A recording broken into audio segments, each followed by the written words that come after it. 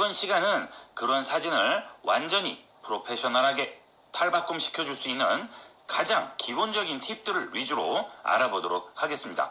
자, 여기 나오는 이 팁들만 지켜서 여러분이 찍어주신다면 여러분 스스로도 깜짝 놀라는 결과물을 만들어낼 수 있을 겁니다. 꼭 도전해 보시기를 권합니다.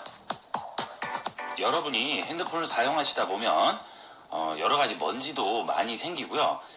이물질도 많이 묻게 됩니다. 핸드폰에. 자, 그런데 여러분이 카메라를 찍으실 때 손으로 잡다 보면 이 렌즈 부분에 지문도 묻고 먼지도 묻고 여러 가지 이물질이 많이 묻게 돼요. 이게 별로 신경을 안 쓰시는데 이 카메라로 찍었을 때의 결과물에는 굉장히 큰 영향을 줍니다. 그래서 핸드폰으로 스마트폰으로 사진을 찍으실 때는 반드시 이 안경 닦는 천 있죠? 그런 것들로 한 번씩 이 렌즈 부분을 깔끔하게 이렇게 닦아주시고 찍으시면 훨씬 깨끗한 화질을 유지를 할 수가 있어요. 이렇게 해주면 깨끗하죠. 지금 이 앞에 렌즈를 닦으면 안 되는 거 아니냐. 자, 이것은 아니 렌즈가 있고요. 바깥에 겉에 유리 같은 걸로 한번 덮여져 있는 상태예요. 그 렌즈가 바로 노출되어 있지 않습니다. 그러니까 이 핸드폰이 막 쓸리고 해도 상관이 없는 거죠. 안 그러면 벌써 렌즈가 나가버리겠죠. 그래서 찍기 전에는 항상 이 렌즈를 한 번씩 닦아주는 걸 꼭 명심하세요. 그 다음은 그리드가 되겠습니다. 자, 이 그리드는 굉장히 중요한 부분이에요. 여러분이 사진을 스마트폰으로 찍을 때 정확하게 수평을 맞출 수가 없어요. 그렇기 때문에 뭔가 기준되는 그리드가 필요한 거죠. 자, 카메라 누르고 들어가시면 자, 이렇게 카메라가 나와요. 여기서 이쪽을 누르시게 되면 설정이죠. 설정을 누르면 내려가시다 보면 수직 수평 안내선이라고 나오게 됩니다. 자, 여기서 누르시고요. 지금 3 곱하기 3이라고 나오죠. 그 다음에 사각형이라고 나오죠. 사용 안 한 상태인데 3 곱하기 3으로 한번 눌러보겠습니다. 그 다음 다시 카메라로 들어가 볼게요. 그러면 어때요? 자, 이런 식으로 그리드가 나오게 됩니다. 여기 그리드 보이시죠? 자, 이 그리드가 있어야 이 수평 잡기가 좋아요. 자, 지금 사진 한번 볼까요? 여기 보시면 자, 어때요? 이 난간 부분이 이 수평으로 일직선이 딱 돼야 사진이 아주 깔끔하게 나오는데 자, 이게 삐뚤어지면 어때요? 이 모양이 안 좋죠, 그죠? 이런 거는 이제 망친 사진이라고 볼 수 있겠습니다. 그래서 이렇게 이런 난간 같은 데라든지 어떤 선이 있을 때 거기에 맞춰줄 때는 반드시 이 그리드를 켜놓고 작업을 해주시면 아주 편리하게 수평을 잡을 수가 있습니다. 이번에는 프레임 채우기입니다. 이게 처음 사진을 찍거나 익숙하지 않은 분들의 가장 문제점은 뭐냐면 이 화면을 가득 채우는 거를 겁내세요. 그래서 사람을 찍더라도 사람이 전체가 나오면 그 주위로 어느 정도 공간이 나오게 꼭 찍습니다. 자, 그렇게 찍지 마시고요. 최대한 꽉 채우세요. 이 카메라 프레임 전체를. 이런 꽃 사진을 찍더라도 자, 이런 식으로 주변이랑 이렇게 찍으려고 그래요. 이런 식으로 찍으세요. 거의가 이렇습니다. 자, 본인도 만약에 이렇다 그러면 그것은 잘못된 거예요. 초보거나 아니면 이제 사진을 많이 접하지 않았거나 하시는 분들은 난 찍어도 이렇게 사진이 밋밋하냐? 그 이유는 이런 이유 때문에 그렇습니다. 그래서 여러분이 실력을 높이는 첫 번째 방법은 글씨 연습할 때 이 깍두기 공책이라고 그러죠. 거기에 글씨를 가득 채워서 쓰라고 그러잖아요. 큼직큼직하게, 그죠? 사진도 똑같습니다. 최대한 카메라 프레임 안에 내가 찍고자 하는 피사체를 꽉꽉 이런 식으로 채워서 집어넣도록 하세요. 자, 잘리면 어떻게 합니까? 걱정하지 마세요. 잘려도 상관없습니다. 나름대로 잘려도 멋이 있어요. 하지만 작아버리면 보이지가 않죠. 주제가 뭔지를 몰라요. 그러니까 무조건 프레임 안에 채우세요. 근데 이거 처음에는 잘 안 돼요.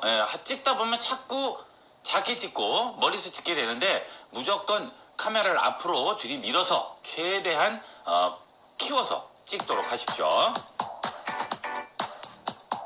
그 다음은 사진을 찍을 때 스마트폰을 꼭 두 손으로 잡고 찍으시라는 거예요.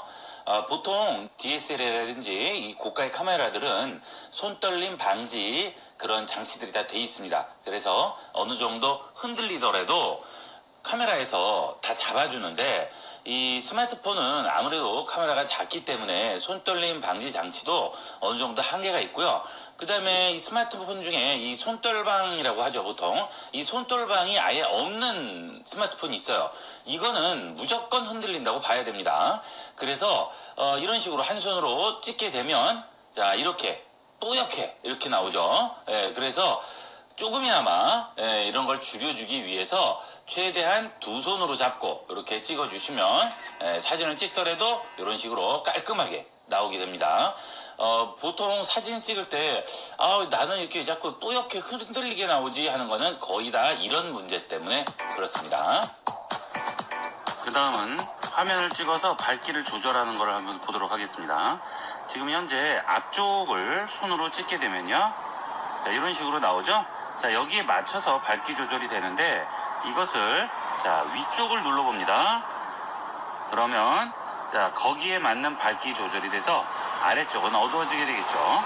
그래서 찍으실 때 항상 중간 정도 밝기를 잘 선택해서 찍어주시면 밝기를 알맞게 조절을 해줄 수가 있어요. 이 정도면 위쪽과 아래쪽 어느 정도 유지가 되는데, 이걸 아래쪽을 찍어버리면 위쪽은 너무 밝아지겠죠. 그러니까 이 밝은 쪽과 제일 어두운 쪽의 한 중간 지점, 너무 밝지 않고 그런 데 근접한 데를 찍어주면 훨씬 전체적인 밝기 조절이 되게 됩니다. 이거는 굉장히 중요한 그런 기능이 되겠어요. 중간 정도 밝기를 찾기가 힘드시다 하면 자 어느 정도 찍어주세요. 찍어주시고 여기 옆에 밝기 조절이 있죠. 자 여기서 이렇게 찍고요. 여기서 여기 있는 전구 표시 있죠. 자 이걸 눌러 조절을 해서 밝기를 맞춰주시면 됩니다. 중요한 건 밝은 데는 너무 밝게 나오면 안 되니까 자 어느 정도 어두운 데와 밝은 데를 잘 맞춰주시는 게 중요하게 되겠죠. 이런 식으로 해서 약간 낮춰주면 자, 위쪽도 아래쪽도 같이 조절이 되게 됩니다. 처음에 하시게 되면 중간으로 맞춰지기 때문에 어두운 쪽을 기준으로 밝아져 버려요. 그러니까 이런 것들은 세부적인 조절을 여기서 한번 해주시는 게 좋습니다. 이런 식으로 그러면 사진이 훨씬 더 나아지겠죠. 그렇다고 해서 이게 너무 밝아져 버리면 안 되겠죠. 사진이 밋밋해지니까 어두운 데는 약간 어둡게 나오고 밝은 데는 밝게 나오고 하는 게 모양이 훨씬 더 이쁘게 나오게 됩니다. 이번에는 인물 사진을 찍을 때 특히나 중요한 팁인데요. 자, 여러분이 인물 사진을 찍을 때 배경을 잘 생각하세요. 자, 인물이 밝은 곳에 서 있죠? 그러면 배경은 어두운 배경으로 찍으시는 거예요. 자, 여기 사진을 보시면 이제 뭐 인물로 안 찍고 가방으로 찍긴 했지만 한번 보세요. 자, 인물을 이제 가방이라고 생각하시고요. 자, 이 가방이 앞쪽에 있고 밝죠? 자, 뒤쪽은 어때요? 어둡죠? 자, 이 인물을 찍으실 때는 되도록이면 이렇게 찍는 겁니다. 그런데 자, 다음 사진을 보시면 이건 다 그림자 안에서 찍었어요. 이 어두운 데서. 자, 이는 어때요? 사진이 밋밋하죠. 뭔가 이 포인트도 없고 주제도 없는 것 같고 밍숭밍숭합니다. 하지만 이런 식으로 자 주제가 확실히 부각되게끔 주제를 밝은 곳에 놓고 배경은 그림자나 어두운 곳을 배경으로 찍으면 그 주제가 확실하게 올라와서 보는 사람으로 하여금 아주 집중도를 높이고 더 사진이 깔끔하고 깨끗하게 보이는 그런 효과들이 있습니다. 이렇게 해서 사진을 잘 찍기 위해서 꼭 필요한 기본 6가지를 배워봤습니다. 이대로만 찍으신다면 여러분이 지금까지 찍던 사진과 완전히 다른 사진을 찍으실 수 있을 겁니다.